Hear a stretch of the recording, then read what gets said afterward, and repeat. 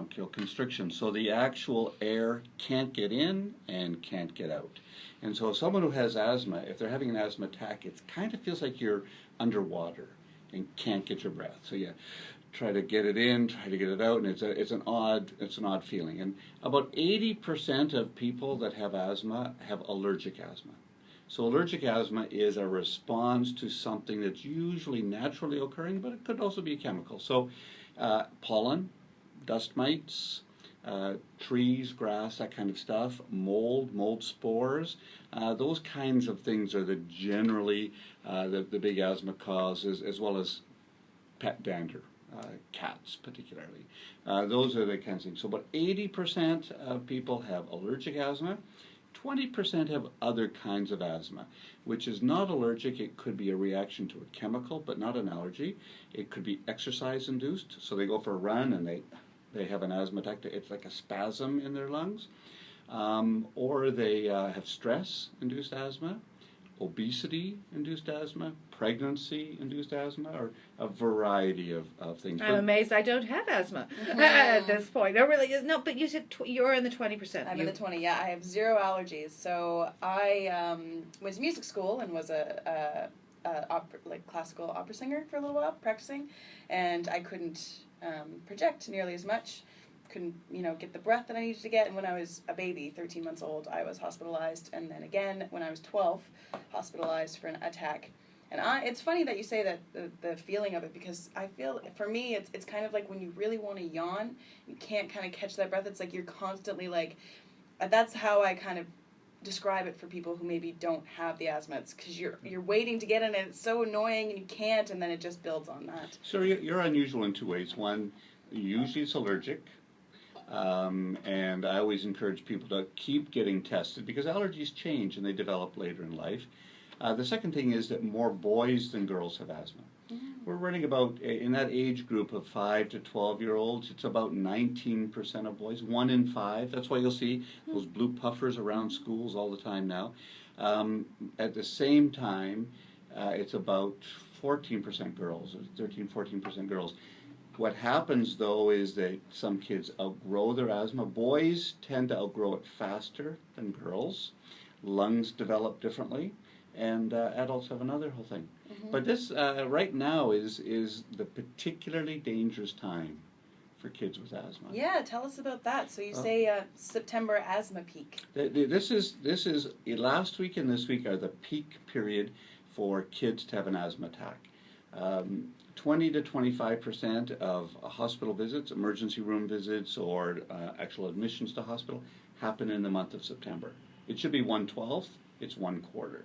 And there are a bunch of factors that go into that. One of the things is that kids have had a good summer, they had their spring allergies, they kind of got over their allergies, they've been outside playing, they feel great, they stop taking their controller medications. The ones that you take every day, regardless of whether or not you're having symptoms. The orange one. I take it too. I have my orange one I take in the morning and at night when I'm being good. Yep. And they stop taking it because they sometimes call it a medication vacation. And it takes a few weeks for that to kick in as an effect. So they've stopped doing it. The second thing, they go back to school.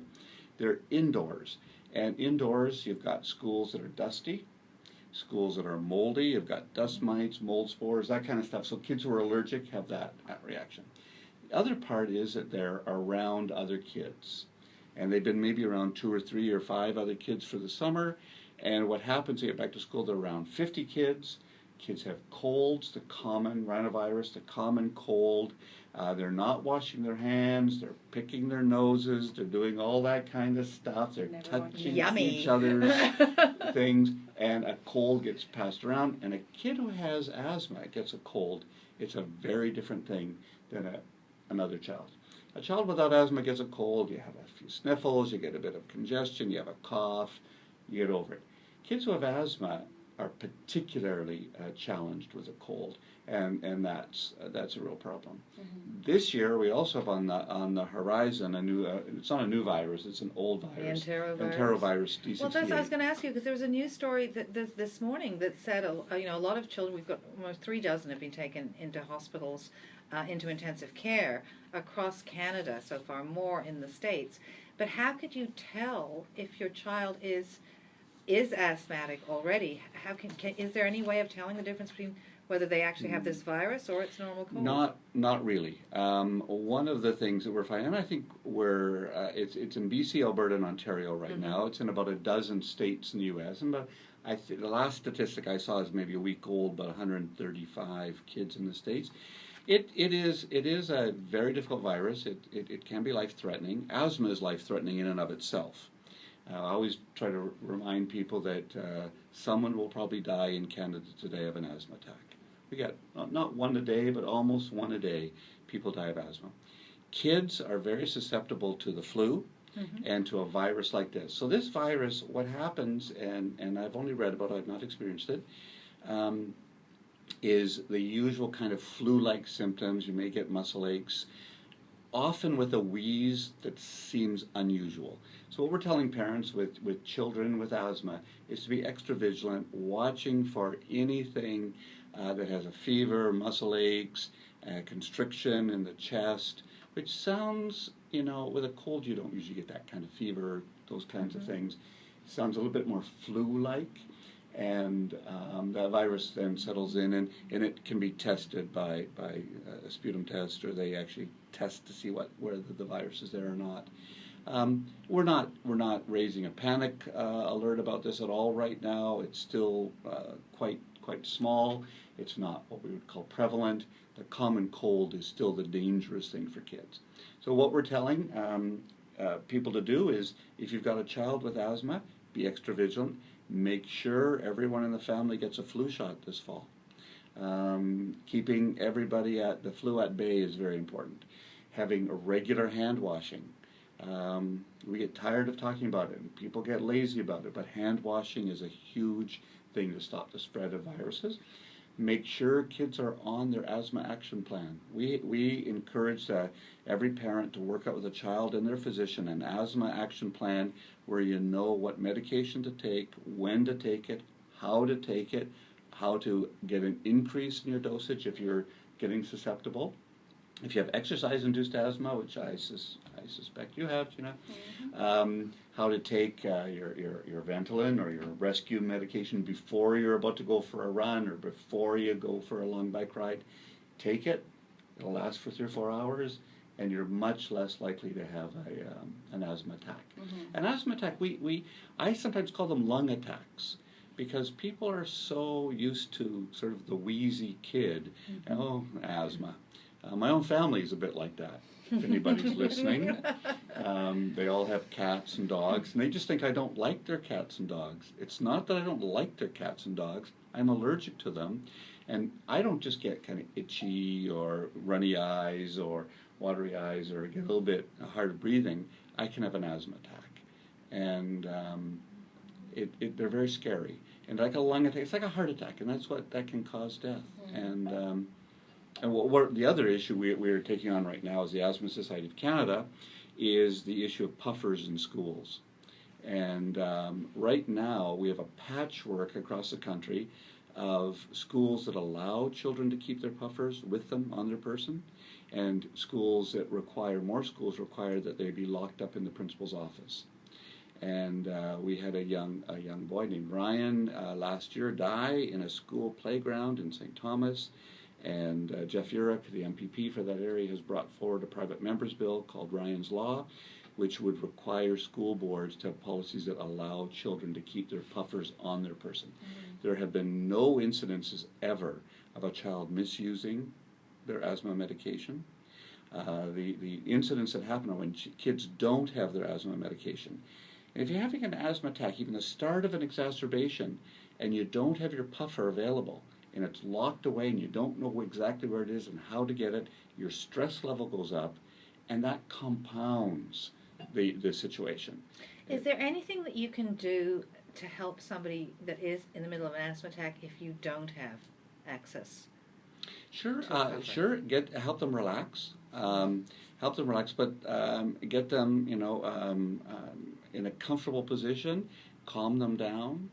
But you've got to get a rescue inhaler. It's called a rescue inhaler on purpose. In Great Britain, they just changed the law. Not only do they allow children to have medication with them, they actually now require schools to have extra puffers in the office.